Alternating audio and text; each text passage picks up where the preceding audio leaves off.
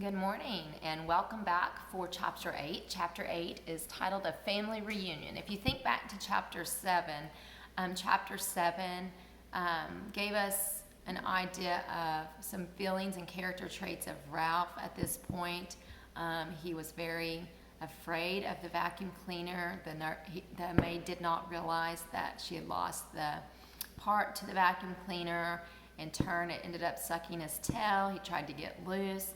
He got onto the motorcycle, darted into the sheets, and then, of course, the sheets went to the laundry room, and he was dumped in there.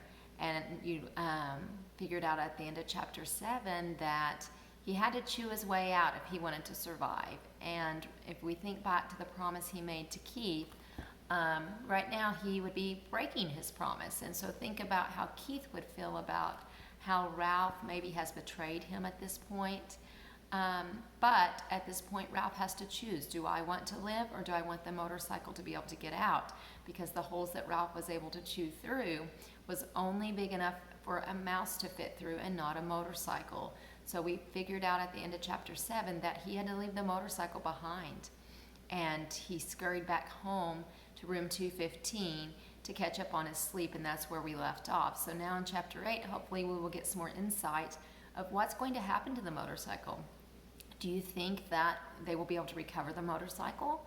Do you think that Keith is going to no longer want to be kind to Ralph and his family? Will he still provide food for Ralph? So let's go on to Chapter 8 and see what family reunion is all about. The next thing Ralph knew, his mother was shaking him by the shoulder. "Wake up," she said. "Ralph, wake up. Room service has brought us another meal." "Room service?" Ralph rubbed his eyes, not believing what he had heard. "Room service has brought our dinner." "Yes, a real feast. A whole blueberry muffin and a chocolate chip cookie," said Ralph's mother. "Get up. We're having a family reunion." So there we get an idea why they titled it a family reunion. They were brought room service, which meant it was a special occasion. It all came back to Ralph. "Oh, room service," he said, understanding at last. "You mean the boy Keith?" "He has room service to me." Ralph's mother sounded happy and carefree. Ralph sat up. Already his aunts and uncles and many squeaky cousins were arriving by secret paths and space between the wall. It was a long time since anyone had enough food for a family reunion, and there was rejoicing in the mouse nest for everyone but Ralph. He was thinking of the motorcycle he had lost and the promise he had broken. He had a dull, heavy feeling in the pit of his stomach, and he did not feel like celebrating. "Why, there's Ralph," squeaked his Aunt Sissy, who thought she was better than the rest of the family because she lived in the bridal suite, where she led her relatives to believe riches of rice fell to the carpet when the bride took off her hat and the groom shook out his coat. The rest of the family knew Aunt Sissy was not as grand as she pretended to be, because very few brides and grooms came to this hotel these days. "My, how you've grown." Ralph never knew what to say when people told him how he had grown. "Well, well, if it isn't Ralph," said Uncle Lester, who had a nest inside the wall of the housekeeper's office where the maids dropped donut crumbs every morning at 10 o'clock when they had their coffee.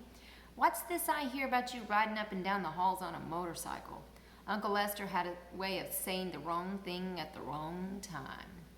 "My land, a motorcycle," said old Aunt Dorothy. "Isn't that pretty dangerous? Wouldn't mind riding one myself if I were a few years younger," said Uncle Lester. All the little cousins came crowding around Ralph. "Show us your motorcycle," they squeaked. "We want to ride it." "Come on, give us a ride on your motorcycle." "Ralph? Huh? Ralph? Come on, Ralph, please." Ralph knew he was expected to be polite to all of his relatives, even the squeaky little cousins. "Well," embarrassed and ashamed, he looked down at the floor. "I sorta lost the motorcycle in a pile of sheets and pillowcases." "Lost the motorcycle?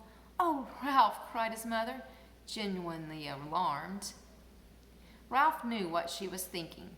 Did this mean the end of room service? Did she have to go back to pilfering crumbs for his brothers and sisters?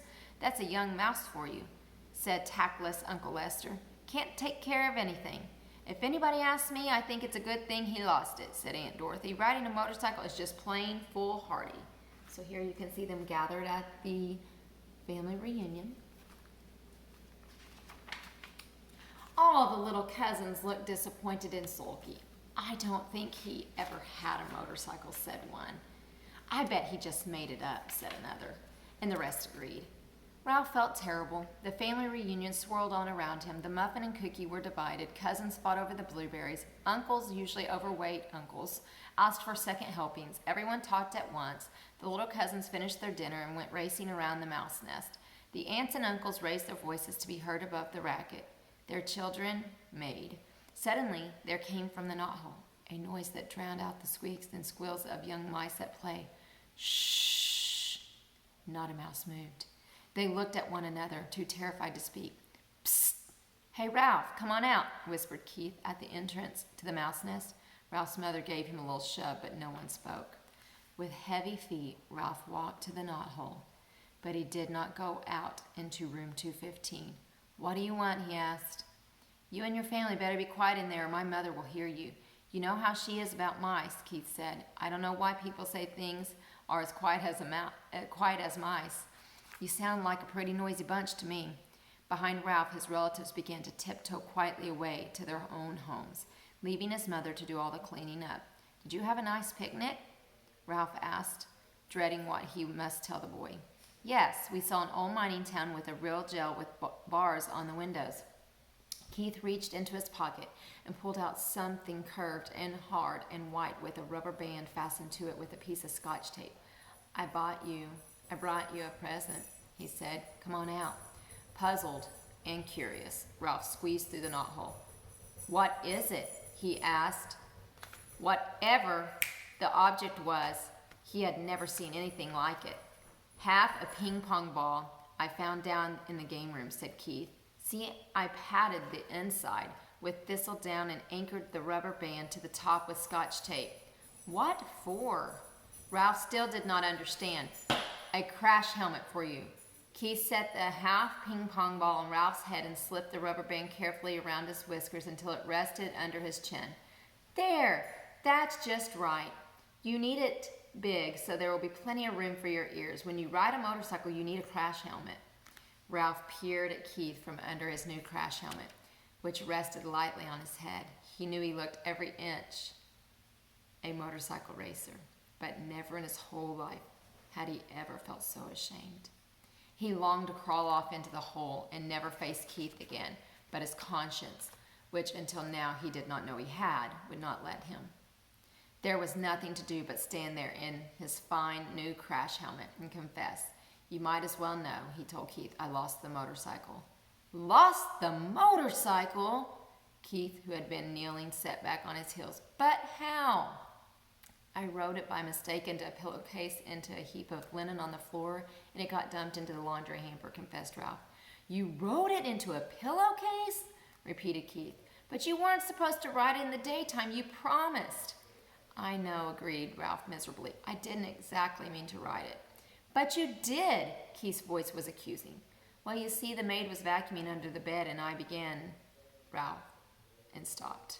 Oh, what's the use? I wrote it, and I lost it, and it's probably gone to the laundry by now, and I'm sorry. The boy and the mouse were silent.